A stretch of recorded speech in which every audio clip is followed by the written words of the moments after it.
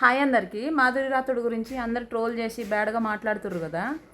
కాదు, ఆమెతోని నీ మొగుడు దొరికిండు కదా, నువ్వు నా మొగుడు పత్తిత్తు, నా మొగుడు శుద్ధపూస అని చెప్పుకుంటున్నావు కదా. 10 మందితో పోయింది ఆ పిల్ల అని మాట్లాడుతున్నావు కదా నువ్వు మొగుడుతోని. 10 మందితో పోయిన పిల్లతో నీ మొగుడు ఎట్లా పోయిండమ్మా? నీ పక్కన పడుకున్న వాడిని లేపుకొని అయితే ఏం పోలేదు కదా, మీదేం వేసుకోలేదు కదా. నీ పక్కన ఉన్నోడిని అయితే ఏం తీసుకెళ్ళలేదు కదా రమ్మని. వాడు కూడా పోయిండు కదా, వాడిది కూడా తప్పు ఉంది కదా.